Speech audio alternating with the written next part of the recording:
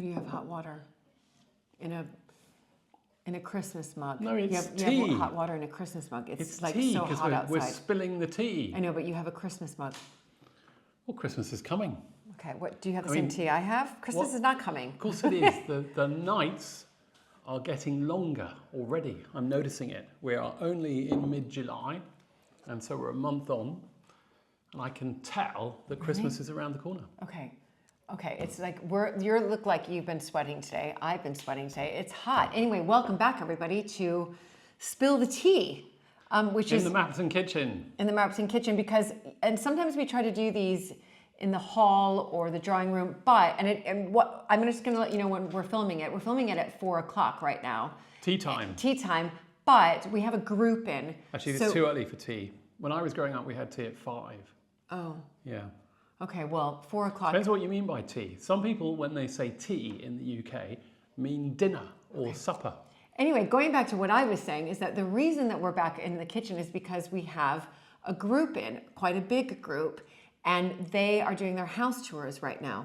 So we've sort of closed it off, not closed off to the public, but public house tours end at 3 o'clock, and then we've got this group in. So they're probably going to go to the cafe after this and have some proper tea, including cakes. Oh my goodness, the cakes in the Mapperton cafe at the moment are absolutely delicious. What were some of the ones? There was a lemon drizzle. No, there was a lemon and raspberry made using raspberries from the kitchen garden. Mapperton raspberries. We're going to talk about that in a second. I first and foremost want to say a huge thank you. A couple of weeks ago, our last Spill the Tea, we really asked those of you who have been following us on our YouTube channel to become a part of what was called and is called the Founding 500 for Mapperton Live patrons. And we reached that within 48 hours of basically of the last Spill the Tea. So much so that we then said, well, great, fantastic. So many of you signed up that we were at like 585 that we said, right, let's go for a sweet 600. And we reached the sweet 600 just a few days ago. I cannot believe it. And now we're, of course, going for our next milestone, which is 700, because what we'd really like to get to is the Mapperton 1000. And every time we reach one of these 100 milestones, we are curating an amazing digital scrapbook. So if you're interested, we would love you to be a part of Mapperton Live, our patron community, and be a part of the next 100 that's reaching the 700. And you'll receive, again, it's an exclusive digital scrapbook. For those of you who are already patrons, you'll be receiving another scrapbook, different from the one you just received for becoming Founding 500 or the Sweet 600. So it's really exciting because for me, I get to go into the archives room. I get to find your ancestors' photo albums going all the way back to the 7th Earl of Sandwich and the royalty that they hung out with. And of course, interesting bits about Mapperton and create something really unique and special. So we just want to say I'm blown away. I nearly fell off my perch. We just want to say thank you. And just wanted to tell everybody how important it is to be and how wonderful this community is. It's absolutely true. And we are incredibly grateful to all our patrons who help support Mapperton. And there's a reason that support is so important to us here at Mapperton, because those funds go directly to supporting the repairs, the maintenance, the restoration projects that we have here that are so critical. And we are embarking now on a process of building a program of maintenance for the next few years. We're just at the start of that. There are some things that we are going to be getting going with really quite soon, and they will be featuring in a future episode. Today I've been looking, for example, at window repairs through the house. There are over 120 windows, I think, at Mapperton, and many of them sit in metal casements that have eroded over the years. We've got broken window panes everywhere, and we're going to start a program of starting to repair those. And the funds that we receive through Patreon help enormously towards that. I also recently went down to go and look at some of the repairs that were enabled by your contributions. For example, in the orangery, we've been able to replace 4 of the enormous window frames with all of the glass. those urgently needed doing. We've got another 6 or so there that need doing. And doors. Those ones, the first 4 were about £14,000. So we've got at least that much to spend. £14,000 each. Not each window. Oh, not each window. No, right. for the whole of the whole of the conservatory, the 4. Right. The 4 of them. And so we've got another 6 or so to do there, including the doors. Anyway, we're going to be working up this program of maintenance and repairs. It'll also include all of the stonework repairs that we've talked about before around the house and the buildings around the house. Hugely important, hundreds of thousands of pounds that's going to be. But over many years, we couldn't afford to do it all straight away. And then we've got a lot of garden repairs that we need to do that we've talked about before. For example, the pergola, the retaining wall, lots of the garden statuary, etc. So there's an awful lot to do here, and that's just focusing on the properties here. We've got other listed buildings across the estate, buildings where we have a legal responsibility to maintain them. And sometimes that simply means, for example, repairing slate roofs on a building that actually is serving no financial purpose anymore, but it is part of our shared heritage. So it's important these buildings survive, and it's through your help that we can enable that. So there's going to be lots more over the coming months on these various projects, and also bringing in lots of really interesting, talented local craftspeople who can help with some of these projects. And I'm really looking forward to sharing their abilities and their craft work with all of you. Yeah, I mean, I'm really excited. Today you spent hours with, wonderful Nathan. Yeah, looking at the windows. And that's been, for me, a huge sort of Achilles heel, because many of the windows have, as you said, they've just been corroded that we can't even open them up. We literally can't even open them up. And so it's be wonderful. And a lot of the glass panes, as you mentioned, have been broken. And again, it has to be like for like, doesn't it? Well, yes, of course. So we have to use proper skilled craftspeople who specialise in historic building restoration. So yeah, we can't do it ourselves. No. Well, maybe you can do some of it yourself. Julie seems to want to do everything herself. I do. Now, yesterday, I was just walking along upstairs and you said, yeah, I'm really looking forward to my sewing lesson, because it appears that you're going to become a seamstress along with all your other hats. Maybe you'll become a milliner as well, given all the hats that you wear. That was quite a good gag. It was a really good gag. That was quite a good gag. Excellent. And so there is no end to the ways in which Julie wants to roll her sleeves up and do these things. I'm keen on rolling my sleeves up as well, and as people know, I do. But we also have a big management job here to make sure that everybody knows what they're doing. Yes. It's all planned properly and it's all funded properly. So that is an update on that front. And once again, thank you to all our existing patrons and to our future patrons. Yeah. We really look forward to meeting you, because one of the great things about this experience of working with our community is that we get to know people. Yeah, absolutely. I mean, we have live Q&As that are just exclusive to patrons, and that's been fantastic to really get to know our patrons over the past, when we started Patreon, which was, I think, December 2020 is when we launched. We've been doing it for 5 years? Wow. Something like that. Yeah, which is incredible. And it's been transformative for us here. It's transformative. It has made the whole difference. So do check it out. Details down below in the description, patreon.com/Mapperton Live, and help us achieve the Mapperton Live 1000. There's an ML 1000. Yeah, there's an ML 1000, and every 100. Is that the hashtag? I'm quite good at coming up. Yes. I'm quite good at coming up with hashtags. Well, that wasn't difficult to come up with the ML. All right. You just call it the Mapperton 1000. You spill cold tea on my ideas. You're full of a lot of puns today. It looks like you've just talked about the upcoming repairs. Well, no, I think we've done that. So one thing that obviously comes out of spills off the wonderful audience that we have here, and of course our Patreon community, are those people who then come and visit us here at Mapperton. And we are just starting to now prepare properly for our upcoming grand historic tour in October.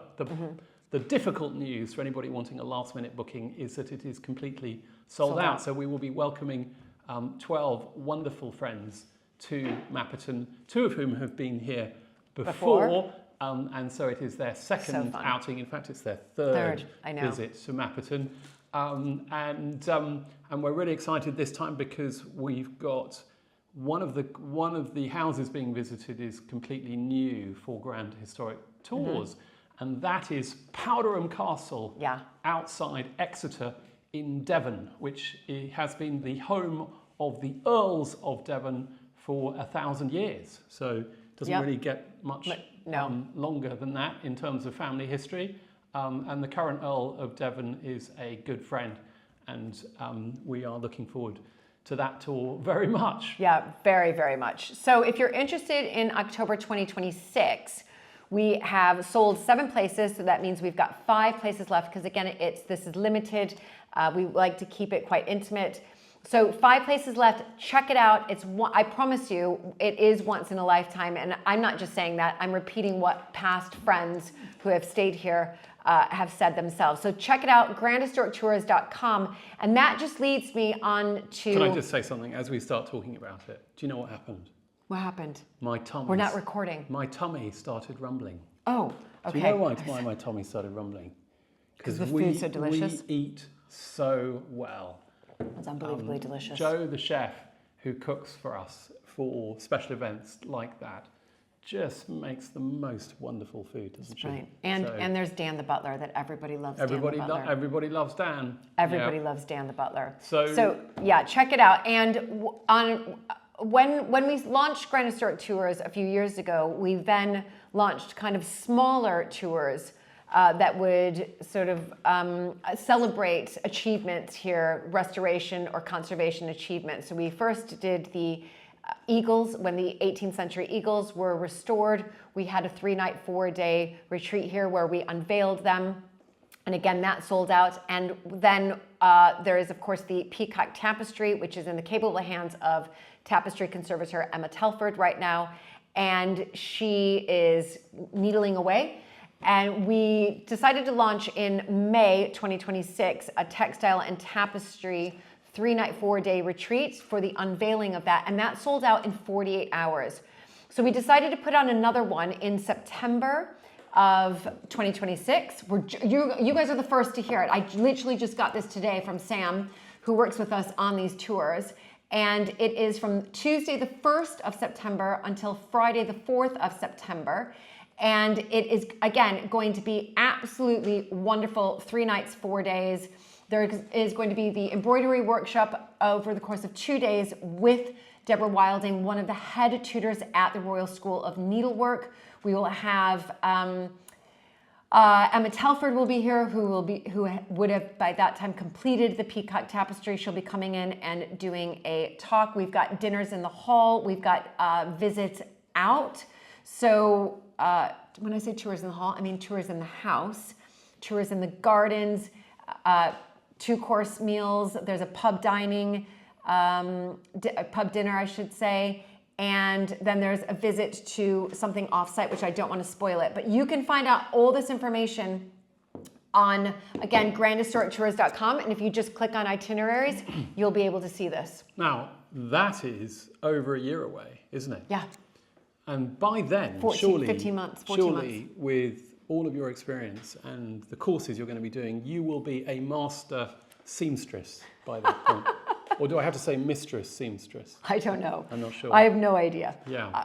You can be leading one of the classes, don't you think? No. Okay. No. Leave it to Emma. I'm going to leave it to Emma and to Deborah. Right. But I'll be obviously participating in all of them, and we'll be looking at the 18th century dresses from your forebears. So from as well, which are absolutely exquisite. So check it out, grandhistorictours.com. Talking about fun stuff, we had a really fun evening here at Mapperton last night because we had the Castle Theatre Company, which consists of a group of students from Durham University, come and perform their annual Shakespeare play at Mapperton. And last night, it was 12th night. And it was a really creative performance, wasn't it? It was so creative. You filmed a bit, so we're going to put that in I filmed a tiny bit. Tiny little bit. These were just little snippets, more for social media than for YouTube. I probably got the thing the wrong way round. Yeah, he's not very good at I'm not very good at that stuff. But they were brilliant, and we want to say a huge thank you to them. Of course, our son William is also at Durham University, and there were one or two of his friends in the cast, which was great fun as well. And there was a brilliant scene with a man in yellow Speedos and yellow flippers. Now, if you can work out where that sits in 12th Night, put your comments down below. Yes. But that was brilliant. I was just thinking, actually, that might be something that we could film next year and do a kind of live performance. The issue always is sound, because you've got a cast of 14 or so, and so you can't mic everybody up. But if we could get a microphone that was good at picking up at the front, I'm sure they'd be up for that, and I bet they would be. Lots of our viewers would love to see that. It did start to drizzle about half an hour before the end. I thought the heavens were going to open and we were all going to get soaked. There were some very clever people, because it was a beautiful sunny evening when it started. But some people had wisely looked at the weather forecast. We hadn't. And brought their brollies. Not us. Not us. I was a little bit wet when it finished at 8:30. But oh well. It was fantastic. Talking of the written word, how are you getting along with your book? Well, today was a big day. So with my book, I can't say too much yet. I probably can start saying things beginning of next year. But just a reminder, it's about 50,000 words and 300 photos. So I have submitted, and there's 4 big sections.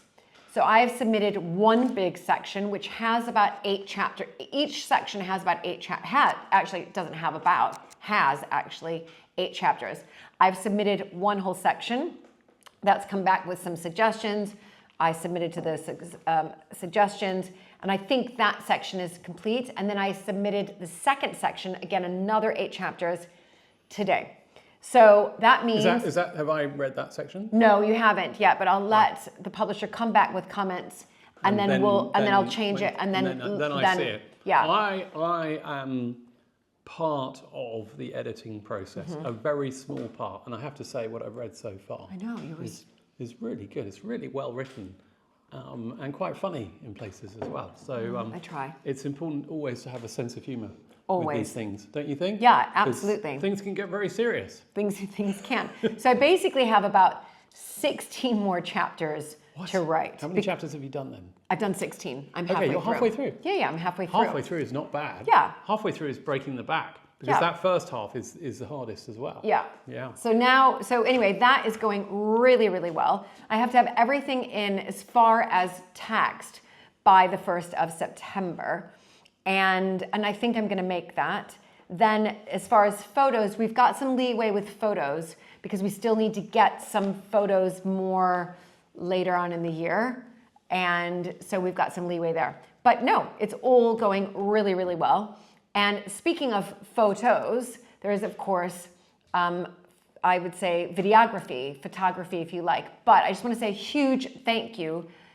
We received back the 16 millimeter cine reels that date, the earliest one dates from 1924.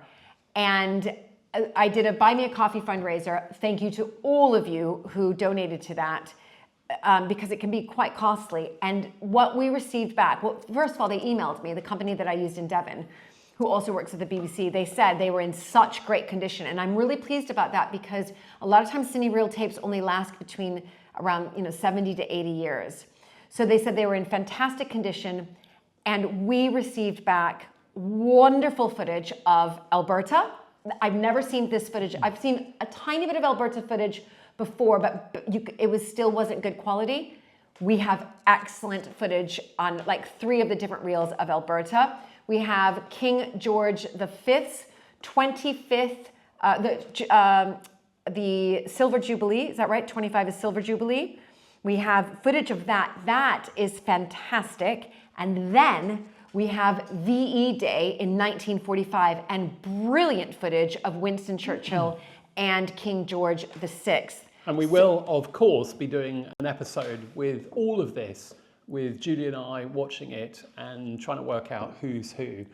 But some of the most lovely footage in that is of my dad as a baby, as a toddler, running around later on at Hinchingbrook, his older sisters, playing on the beach, his sisters in the Isle of Wight, which is where they would go for their summers. There's just these fantastic old movies. In the snow, on water, they're punting on the Avon in Stratford, just really evocative, beautiful footage. And it's been so well restored. It looks like somebody's filmed it with their phone a few days beforehand. I mean, it really is extraordinary. Fantastic. So apart from the hairstyles.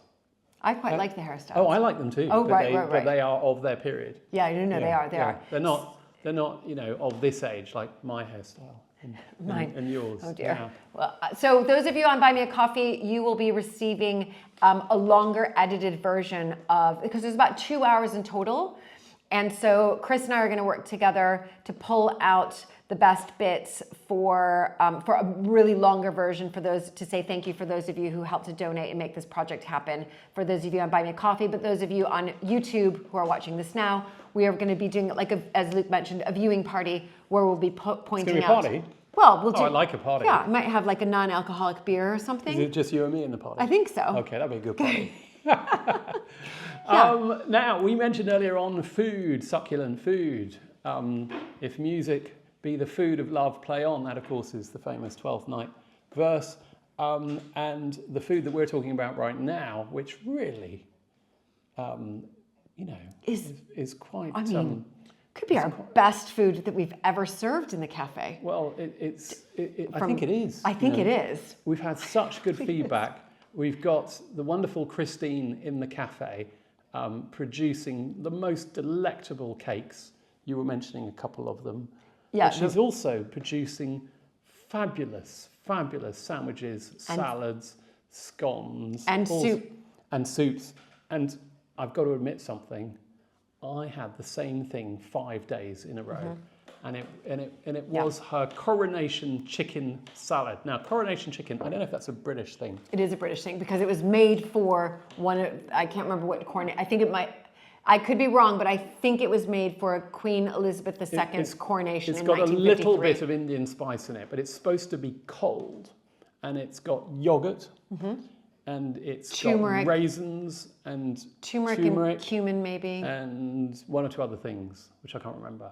But that's, and you often have it in a coronation chicken sandwich, but in a salad, it then comes with quinoa and salad and all these other lovely bits as well. And it comes with the roasted carrots that she does a little bit of lime on it. It's just so delicious. So Mapperton, quite rightly, is becoming known for its food again. And I am also rather looking forward to developing some sandwiches with Christine, which of course would be appropriate, but we've already got a pretty fine line in sandwiches here. So speaking of sandwiches, a week from when we're recording this, but not quite a week, a little bit more, on the 27th, look this up because I could be wrong, 27th of July, yes, that is correct. 27th of July, 1625 was when the first Earl of Sandwich, Edward Montague, was born. So if we do the math there, we are coming up to his 400th anniversary. And yes, we are doing something around that day. That is Sunday, the 27th of July. He will be 400 years old.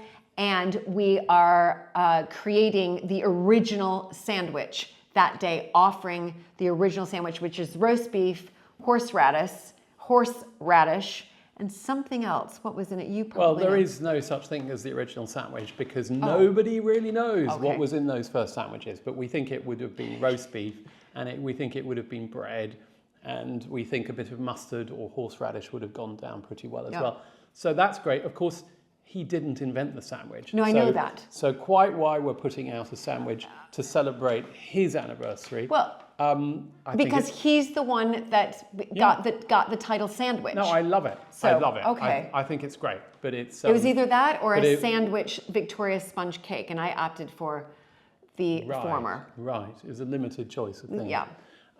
Anyway, that will be wonderful. Now, speaking of the cafe, one of the things we've also been thinking about, because things are going so well in the cafe this year, and you may remember that last year was a challenging year, to say the least, in the cafe. But so far, so good this year.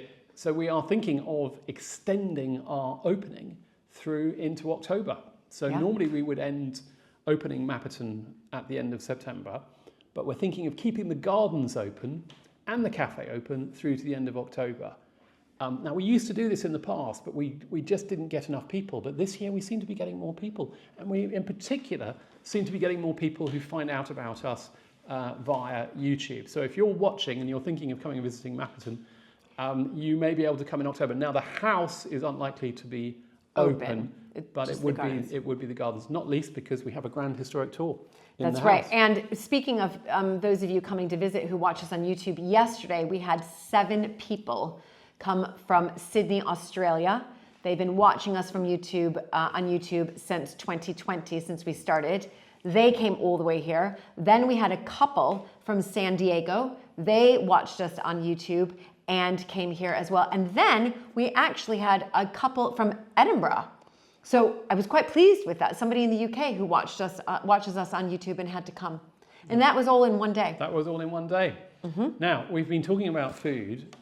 Before we move off the subject of food, which we don't want to do because food is fun, one of the wonderful things of the last few weeks has been the abundance of homegrown produce coming out of the kitchen garden. I have been treated to the most extraordinary salads, not just in the cafe, but also here in the Mapperton kitchen, and they have been grown and produced and created by you. That's right. And harvested. Yeah, everything. So I'm trying to expand the kitchen garden.